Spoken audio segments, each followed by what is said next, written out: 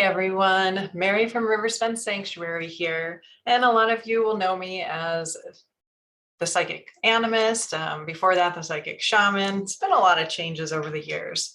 So this is a presentation that I did for my clinical. I'm in graduate studies for social work, and I created this presentation for a group of people at my site. And it was something I thought I wanted to share with all of you. Now, this is just an intro. This is a basic overview of how we can connect with nature and use that for our daily self-care. I'll go in a little further with you guys, but just so you are aware, a lot of you probably know a lot more than what this is going to overview, but just as a little bit of a starter. And I do share some beautiful pictures from our property here on Riversbend Sanctuary. So this is right outside of my window here. This is Grandmother Oak. She is one of the wisdom keepers here, one of the tree elders, and I use her during my my morning ritual. I connect, not use really her, but I connect with her energies to help me to get the energy and the compassion and really just the feelings of being in control and being able to move on with my day. So let me get this going. Okay, some of the topics that we'll cover in this presentation include forest bathing, some grounding techniques, energy connection, meditative walks, daily habits, breathing techniques, and alternative ideas on what we can do when we can't get outside. And it just does some pictures. Here's our puppy Izzy, who is not a puppy. She is getting to be a grouchy old lady, but she is in bliss. She absolutely loves this property, and you can tell it with this picture. I love it. This was during one of the herbalist walks that I believe we have a video for as well. And that's another picture, which is the pond is not too far. Really, this is taken right by Grandmother Oak, and some beautiful sunsets we have in the front there. So a bit of an introduction for those who do not know much about me. My name is Mary. I was born and raised in Alaska. Spent my childhood with my brother out in the woods, catching tadpoles, the stream, looking at mountains. It's really, our backyard was a forest. And if you kept walking, there's a mountain. It was absolutely beautiful. We weren't inside hardly at all, no matter how treacherous or cold the weather was. We spent our days outside, sometimes going into the night as well. And, my life has definitely had my traumas. I lost my brother when he was rather young, in his he was 20. And, that was, well, in 1998, it was quite a while ago, and I lost my connection. That trauma hit me very, very hard. It took me a very long time, not until I was in my late 20s when I returned. I left the medical field and returned to get my bachelor's degree in biology and environmental science. And what that did was it threw me right back into nature. I spent many days and hours all alone in the North Woods here in Wisconsin, and it brought me back to myself. It reminded me of who I am and that there is more. There's so much more out there, and that nature can really help us to heal. And it reminded me to breathe the fresh air. And that's another picture shortly after we moved onto this property. And this is me. I'm at peace. I absolutely love being in nature. And this property has really healed me and my husband. With a disclaimer, more for the group that I was sharing this with, but also for you all as well, is that you may not agree with everything you hear here. So take what resonates and leave what doesn't. And a lot of times we're eclectic. We pick up things that we like, we alter them to fit us. And, we don't just fit into one jar, so to speak, and that's okay. So this slide was really for me. I was pretty nervous. I wasn't sure who was going to show up to this presentation, if there were going to be doctors. The practicum I'm at is medical. So there are all kinds of people from, students that are, MD students, pharmacy students, social work students, counseling students, but there's also the doctors and social workers and, the professors and that. So I wasn't sure. And I wasn't sure how people were going to really accept this or not. So I added this in as a self-check in case I needed to slow down and breathe. Just this check is, where's the stress, anxiety, fear, anger, that nature can help. Of course, I wasn't angry, but just a quick self-check we can do every day. Nature's fidget finds, which I always have. This is from Fern Canyon, and it's like a fidget stone, a worry stone, and very smooth. And it reminds me to calm down. This middle picture is from when my mother and I went for acupuncture, and this is up on Lake Michigan. This is beginning of Door County, and I was waiting for her. So I went outside and I found this big, rock and sat down, and it was a pretty warm day, but the wind coming off of Lake Michigan was so refreshing. It just washed over me and put me in a state of being that was so meditative, so cleansing. I connected. It was very beautiful. And if all else fails, scream. That's something that we'll get into a little later. So when you hear the word nature, what comes to mind? And of course, this was more interactive when I hosted this on a Zoom meeting. But for me, when I hear the word nature, I'm trees. I'm a tree hugger. I'm a person who wants to be in the woods. I think of the beauty expanse of waters. I've lived near lakes and rivers my whole life. The ocean always draws me in, and it's the air too. I always love the feeling of the air playing with my hair, helping me to breathe in deeply. And this is kind of a Where's Waldo thing. I posted this on Facebook, and it wasn't until someone pointed out, hey, there's a cat. Yes, this was at my parents' house in Green Bay, and there is Tootsie. So bringing the outside in, what can we do to help us conquer stress, fear, and anxiety when we can't get outside? Whether it's because the weather is horrible outside, it's too cold, it's storming, which can be fun at some time, but, or health. There are people who cannot get outside because they're sick or other health reasons, ailments that are causing them and it to be difficult to get out. And sometimes, not everyone is as lucky as we are. Everyone doesn't have nature right outside the door. There are some areas that the air is not good to breathe. There's pollution. There aren't even any trees sometimes outside. It's the concrete jungle. It may be difficult to even get to a park. And that's okay. There are other things we can do. And sometimes people have had traumatic experiences and being in nature is scary for them. Or, some people have issues with, like, they're fearful of ticks or spiders or, all the creepy crawlies, or mosquitoes or deer flies or horse flies. They can be horrible sometimes. But what can we do in those situations? Use our imagination. And that I think 3 years ago, maybe there's a video here on the YouTube channel about using our imagination to open our intuition up. And this also helps with this. It's the beginning of energy work as well. So just like if you've heard about the intuition exercise where you're opening your third eye and you're envisioning, either a movie screen or some people envision the rose opening up. So you're using your imagination and to visualize. But what that's doing is allowing you to actually connect with nature. So is it your imagination, or are you actually doing something, feeling something, seeing something? And that's something that you will have to go into yourself, because that's a whole entire different class. So the first thing I always say to people is find your happy place. Where is your happy place? And this is also the first step to shamanic type journeying. So finding your happy place is perfect, because it's your safe place as well.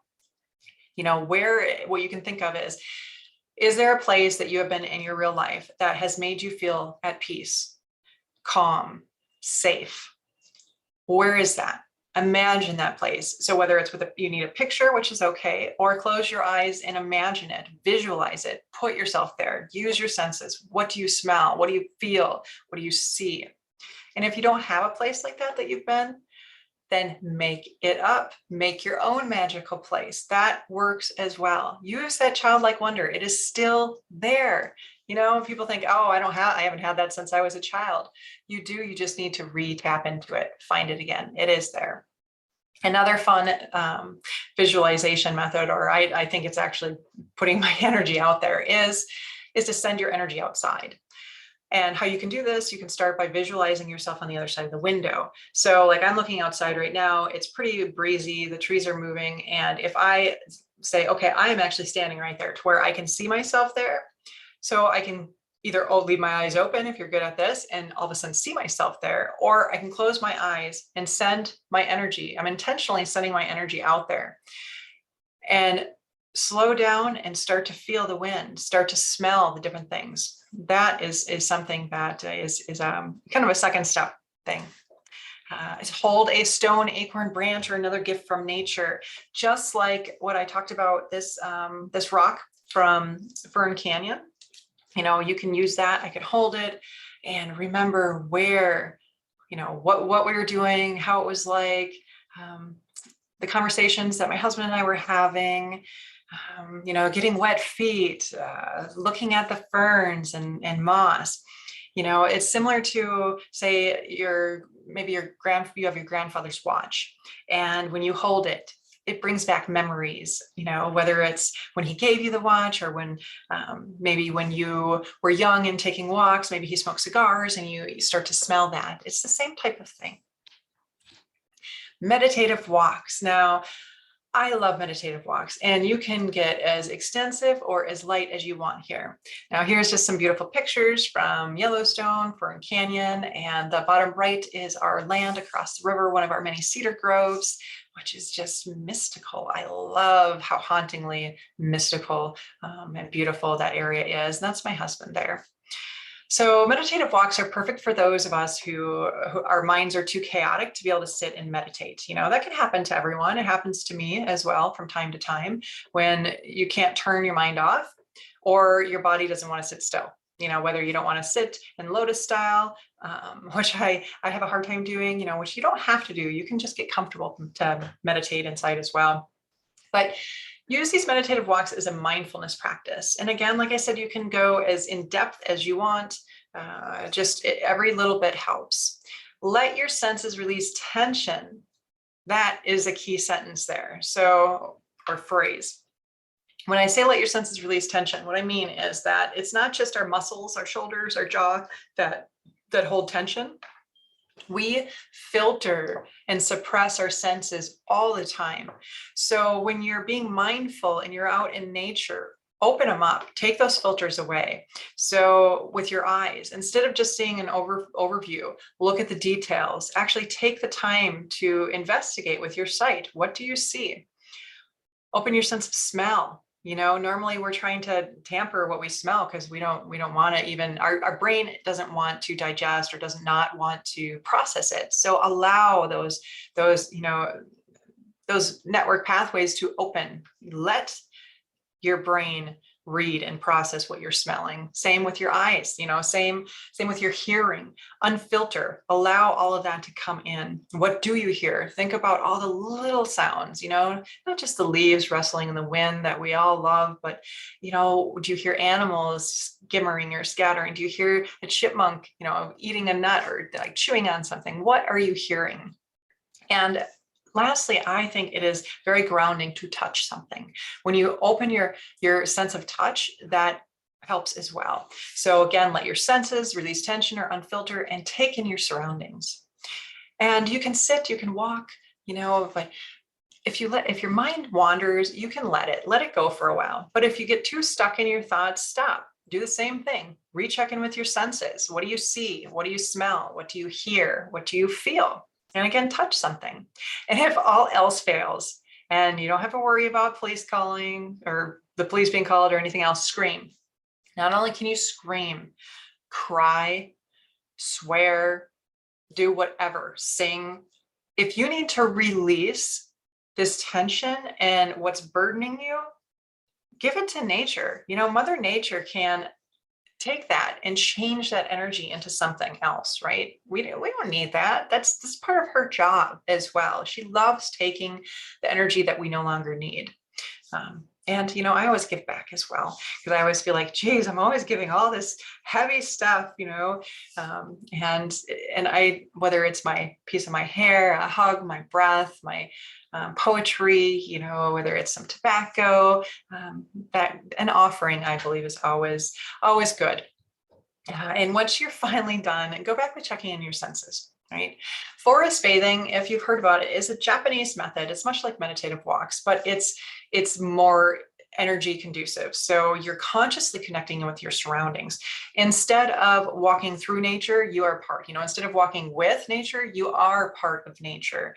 You are connecting your energy with everything around you. So you're part of the whole ecosystem. One way to do this is to sit, close your eyes, whether it's for 5 minutes or 30, and start to slowly push your energy out. See if you can feel what's surrounding you. Just see what you can do with your energy. And like I said, I have so much about energy work that we could do a whole year class on it probably, and a lot of this stuff. So speaking about grounding techniques and energy connection, now just going a little further into connecting with your surroundings and releasing that unwanted energy, that brings in balance and it brings in healing. So the pictures here, now be a tree hugger. That is something for me. I do connect in with the tree beings. You can do this with any flora or fauna, any animals, any plant life, and even elements you can connect in with. But trees, to me, there's something about it. Maybe it's from my childhood, but I connect in and I can feel and hear them. I know the type of personalities each has. Even those trees that are all connected, that are all really one being, they still each have their own personalities. And if you open your senses and you open up, you can actually hear them talking, and they will respond to you. No, I'm not crazy. This does happen, and it is a beautiful thing. My husband, Mitch, after his brain injury, he spent about 6 months, at least the first 6 months, in nature almost every day for a lot of the day. And it really helped him to stay grounded and to accept the new him. After his brain injury, it was a lot of changes, and he had a lot of issues with figuring out how to accept everything, all the changes, and who he was now. And as you can see, he really leaned on nature to help him get through that, and he still does. Now, I'm sure a lot of you have heard about walking barefoot, which is also called earthing. Now, the Chevalier et al. Study found that reconnecting with the Earth's electrons promotes intriguing physiological changes and subjective reports of well-being, such as better sleep, lowered pain and stiffness, and increased overall wellness.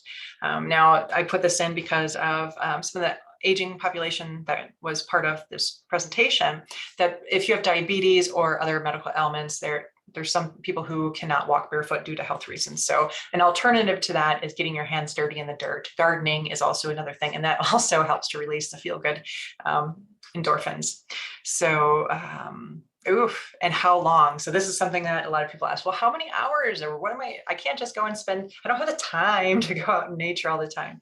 It's only 2 hours per week. The CL study found only 2 hours per week of being in nature lowers blood pressure, reduces stress, and promotes healing.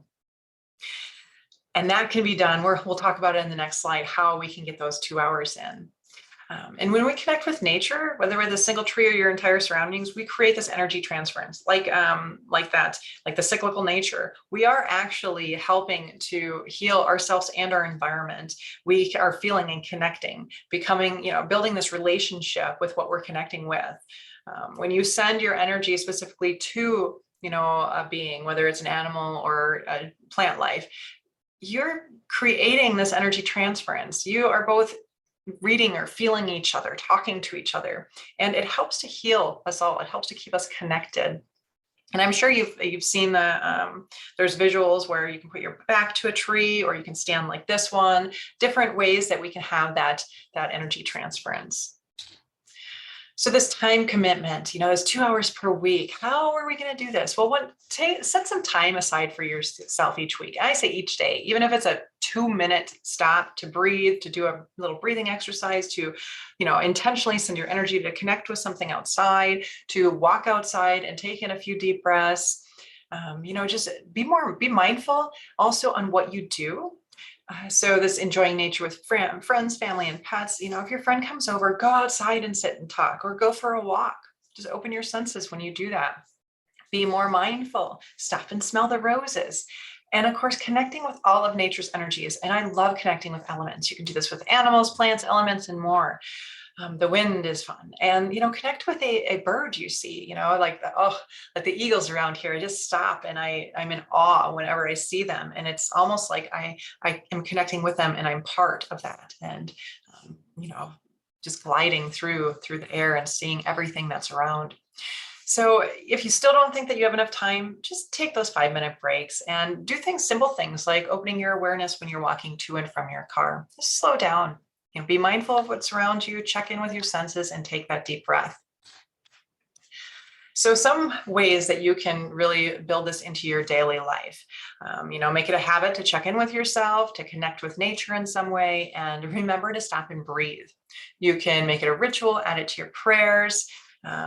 You can say thanks to the energy beings, whether that's God or the different deities that maybe you follow, people you believe in most, your spirit guides, and yourself. Make sure to say thanks to yourself. Your body, mind, and soul, your higher self takes good care of you. Check in with them as well. So an example, every morning I step outside on my balcony here. If it's too cold, I will stay inside. I do gratitude breathing, which is in the next slide, and some of you may know from a previous video. But I then say thanks to the energies of Riversbend Sanctuary, and I connect with specific wisdom keepers such as Grandmother Oak. I have a specific saying that's pretty much the same. It's like a prayer, but I add some things in depending on the day.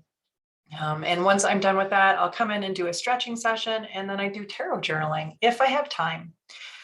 But the key thing here too, is to make sure your daily activity does not become such a habit that the practice becomes ineffective. So just like we talked about when you're doing meditative walks, if you're not even seeing what's going on, or you just went through your ritual so quickly that it's didn't really do anything for you, then stop. What you can do is either change it up if it becomes repetitive, like in the morning when I do my prayer, I change it up specific to each day and I add things to it.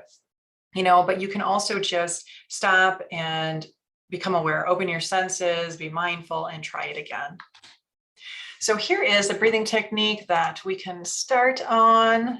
I'll let you watch this short video. Hello, Mary Brandner here, and I'm going to take you guys through a quick session on how you can do what I call gratitude breathing.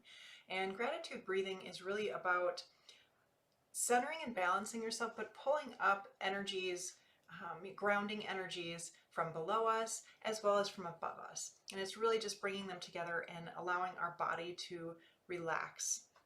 And there's many different ways you can do this. I do this standing up, but there's also, if you have issues with flexibility or balance, you can do it sitting in a chair. You can do it as quickly and as slowly as you want. It really all depends on what you're feeling and how you want to slow down, or whether you want to increase your energy. I do this for connection and for relaxation, more of a self-care method. So I'm going to show you that. So first, if you are unable to get up, your balance is off, flexibility, you can do it sitting down. And now, if you can reach like you're scooping up from the floor, from the earth, wherever you are. I love doing this outside, but honestly, most of the time I'm in my home. So as I'm sure most of you will be too. So really it's sweeping down if you can to pull that energy up, and about right here you flip and then you go up and like this. And when you're doing that, I breathe in. So I'm breathing in, as much as I can here, flipping, breathing here. Now, some people are not going to be able to do that full breath going, breathing in here and here, and it's okay. Do it whatever is comfortable for you. Even if it's breathing in here, releasing, taking that moment, flipping, and then breathing here. Always release here because it just feels awesome. So, and I do it a total of 7 times. Some people do it 3, 5, 7, whatever feels right. You don't have to count. This is not anything that needs structure. You do what makes you feel good. So for an example, I'll do 3 sitting.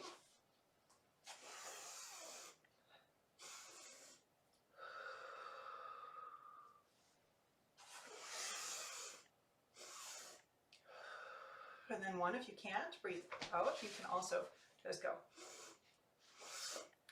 Or if you can't bend over, you can either, go like this as much as you can, if your back is not allowing you to, or just whatever you can. Now, if you are able to, the standing can be done in several different ways as well. So if you have the flexibility, and I use this actually for helping me with flexibility, I go about hip width apart, and I have my legs straight to help with my flexibility, but you can also go like this as well. Same thing, pulling in the energy from the ground, flipping, pulling the energy in from above us, and then letting that go. So how that looks.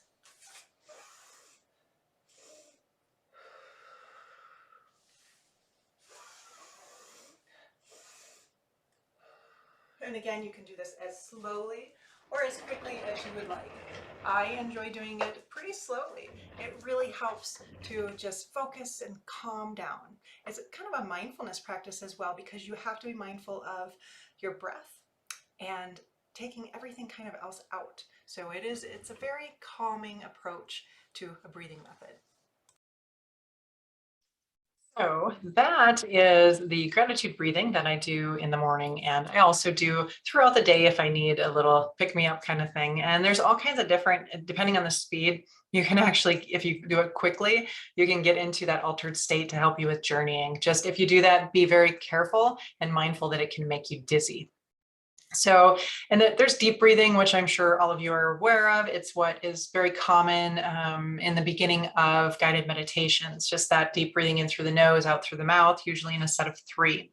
Now, there's an anxiety breathing, which I learned last summer, which helped me because I was having panic attacks because of the changes with everything happening after my husband's injury.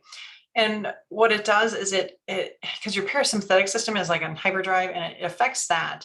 It's, quelching your somatic symptoms. So, your heightened blood pressure and, your all of that fear stuff of fight, flight, type of stuff is being affected. So it is calming everything down. So it's switching that. And that is just a shallow breathing in and out with the mouth closed. And it took me about a week. It actually was kind of anxiety inducing for a week until I got used to it. And now it really helps. I see how far I can space the breaths apart. I'm right now at about 3 per minute. Again, it's very similar effects as breathing into a paper bag. And there's all kinds of different breathing techniques that are available.